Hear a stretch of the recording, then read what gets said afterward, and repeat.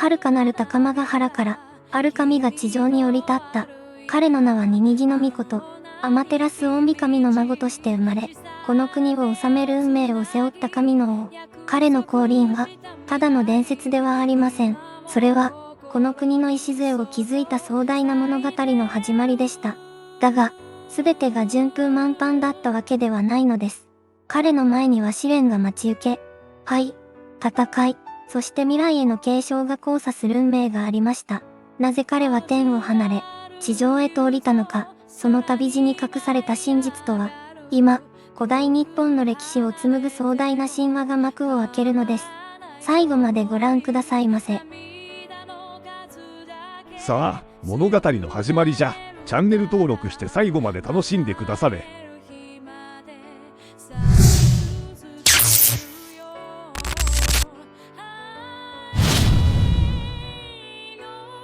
天照大神のござす高間ヶ原、そこには神々の光が満ち溢れ、調和と秩序が保たれていました。しかし、地上の吉原中国は未だ混沌に包まれ、争いと不安が絶えなかった。天照大神は、この地上を正しく治める者を送り込むことを決意しました。選ばれたのは、天照大神の孫、ニニギノミコトであった。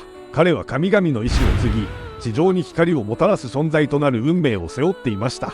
天照大神はニニギノミコトに大いなる使命を授けるとともに、彼が地上で正式統治を行えるよう三種の神器を授けた。ニニギノミコトは覚悟を決めた。天上の光を抱きながら、彼は天の浮き橋へと歩みを進める。やがて彼の足元には雲が渦巻き、神の国と人の世を結ぶ道が開かれていた。ニニギノミコトの旅立ちに際し、天照大神は三種の神器を授けた。八高神は真実を映し、草薙の剣は横島を立ち、八坂に勾玉は和をもたらす。これらを携えたニニギノミコトは、猿田彦の導きのもと、高間ヶ原を後にした。降り立つ地は、神々が定めした勝ち好みで、雲間を抜け、金色の光をまといながら、彼は静かに大地に足をつけた。これが天孫降臨の瞬間であった。大地に降り立った瞬間、風が静まり、周囲の自然が彼を迎えるかのようにざわめいた。木々は揺れ、鳥たちは天へと舞い上がる。ニニギノミコトは深く息を吸い込み、これから始まる新たな使命の重みを感じました。そして彼の目の前には広大な吉原中国の大地が広がっていました。地上の民は天からの訪れに驚き、畏敬の念を抱いた。ニニギノミコトは民に語りかけた。私は天照大神の命を受け、この地を治めるために参った。この国を平和にし、豊穣をもたらすことを誓おう。その声はまるで風が森を撫でるように優しく、しかし力強く響いた。民は彼を歓喜と共に迎え、従うことを誓いました。そして民は感謝の意を込めて供物を捧げ、神聖なる火を灯した。子供たちは笑い、長老たちは深くうなずきながら彼の言葉を胸に刻んだ。こうしてニニギノミコトの統治が始まり、希望の光が吉原中国に広がり始めました。ニニギノミコトは国を統べるにあたり、最も大切なのは和の心であると悟りました。力のみでは人の心はつかめず、真の統治は愛と調和によって成り立つ。そんな彼の前に絶世の美女、この花咲夜姫が現れました。彼女の微笑みは春の陽光のように暖かく、ニニギノミコトの心をがっつり捉えました。二人は出会い、恋に落ち、やがて結ばれました。民はこの神聖なる結びつきを祝福し、国中に喜びの声が広がりました。ニニギノミコトとこの花咲夜姫の愛は、大地に恵みをもたらし、花々は色鮮やかに咲き誇った。二人の結びつきは、国の繁栄と平和の象徴となり、人々の心に希望の火を灯した。しかし、試練を訪れます。この花咲夜姫が解任すると、彼女の純潔を疑う声が上がった。これに対し、彼女は潔白を証明するため、産屋に火を放ち、その中で子を産むことを誓った。炎の中で生まれた三柱の巫女は、小照の命、小すすりの命、そして法理の命、彼らの誕生をもって、この花咲夜姫の清らかさは証明され、ニニギノミコトの心は深く打たれました。彼はこの花咲夜姫の強き覚悟と母としての愛に深く感動し、彼女をさらに敬愛するようになりました。炎の試練を乗り越えたこの奇跡の誕生は、民にも広く語り継がれ、やがて国の神話として永遠に刻まれることとなりました。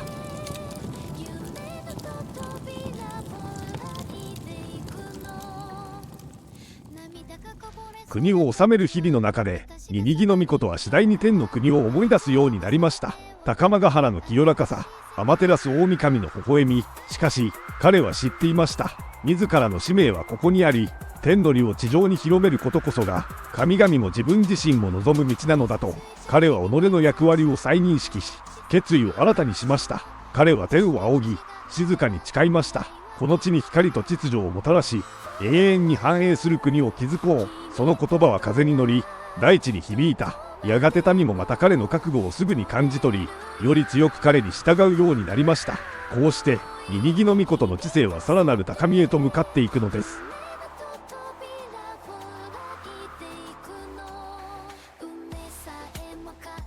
ニニギノミコトの治める国は次第に繁栄し、稲穂は黄金に輝き、民は笑顔を取り戻しました。しかし、全てが決して順調ではなかったです。まだ幾人かの地上の神々は彼の支配を快く思わず、陰謀が渦巻いていました。それでも彼は剣を振るうことなく、対話を重ね、信頼を築き上げることで、争いを鎮めていった。その姿勢こそが、真の統治者としての威厳を示していました。やがて、かつて敵対していた者たちも彼の誠実さに心を開き、次第に共に国を築く道を選ぶようになりました。ニニギノミコトの下で民は一つとなり、争いは和へと変わったのです。こうして彼の治める国は、ただの豊かさではなく、心の平安に満ちた真の楽土へと姿を変わりました。年月が経ち、ニニギノミコトは次世代へと希望を託す時が来た。彼の子孫こそが、この国をさらに豊かにし、平和を紡いでいく者たちである。彼は法理野に向かって言いました。お前の血が未来へと続くのだ。この国を、人を愛し、守り抜いてほしい。その言葉は、まるで信託のように胸に響き、法理野は深くうなずきました。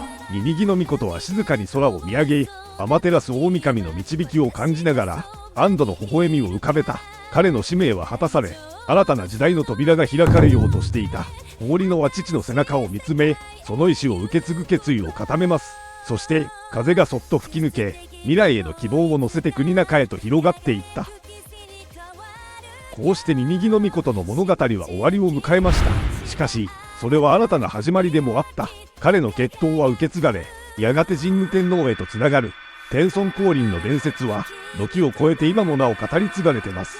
空を見上げれば、彼が降り立った日の輝きが、星々の瞬きに映っている。ニニギノミコトの志は、永遠にこの国の礎となり続けるのであった。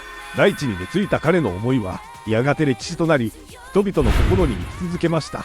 季節が巡り、稲穂が実るたびに、ニニギノミコトの残した誓いが静かによみがえる。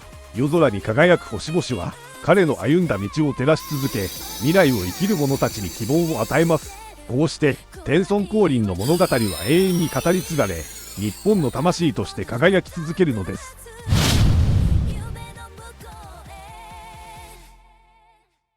ニニギノミコトの伝説はいかがでしたか？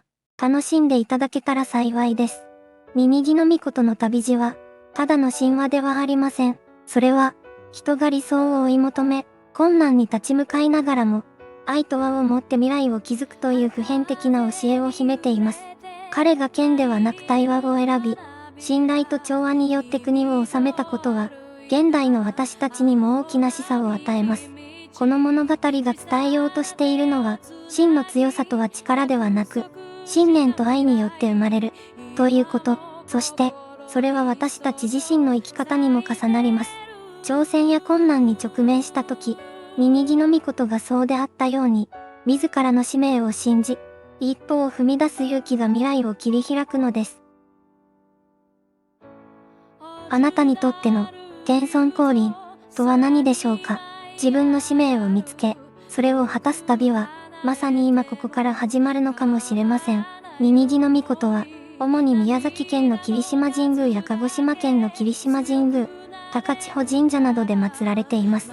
特に、霧島は天孫降臨の地として知られています。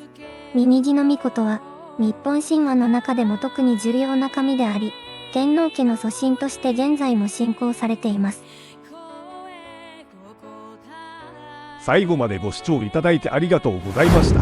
このチャンネルがよろしければ、ぜひチャンネル登録とライクボタンを押してくださると幸いです。よろしくお願いいたします。